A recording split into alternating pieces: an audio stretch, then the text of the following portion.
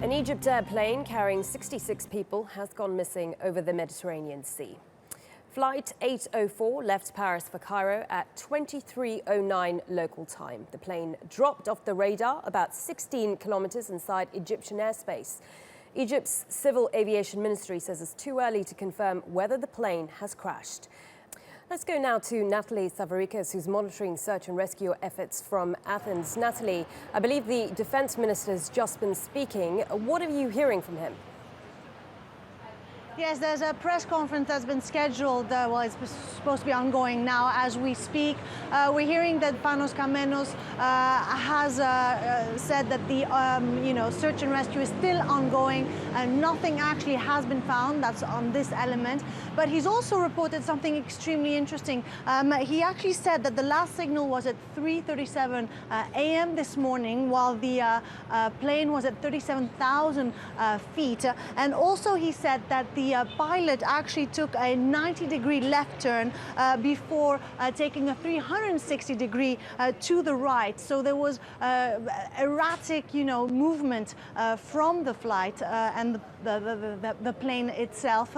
And that's the last that the Greek authorities have given us as information. He said that Greece has requested assistance when it comes to satellite information as well, and also a submarine is standing by looking in this effort to locate the aircraft. Now, Greece was actually the last authority to actually speak to this plane before they disappeared off the radar. I think you've been speaking to the Civil Aviation Authority. What more can they tell you? Well, what they told us is essentially that at 2:48 a.m. Is the last communication that the Greek air traffic controllers had with the pilot of the EgyptAir flight. He was in good spirits. They said he even thanked them in Greek.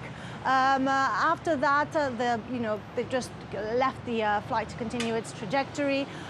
Usually, customarily, what is supposed to happen is as the plane exits the FIR, as it's known, the Flight Information Region of Athens, it's supposed to announce the fact that it's leaving and have a brief talk with the authorities here before, contacting the Egyptian ones, but he didn't. And so that's when the Greek authorities tried to repeatedly get in touch with the pilot. They couldn't. At 3:29 a.m. is when actually the plane was leaving, and it was seen on the radar leaving the Greek airspace.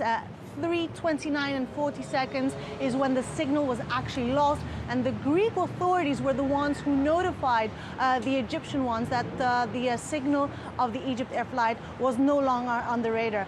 Then what they did is, just to make sure, they contacted the military aviation of Greece to check if perhaps the flight was flowing at lower than usual, and that's when only the radars of the military could pick them up. They didn't see the flight then, and that's when immediately aid was deployed, and we're talking about the 30 aircraft as the frigate Nikiforos Fokas, which was deployed to the area to try and search and rescue for this missing air flight. As you say, Greece very much involved in the search and rescue operation here. How equipped are they to carry out such a search?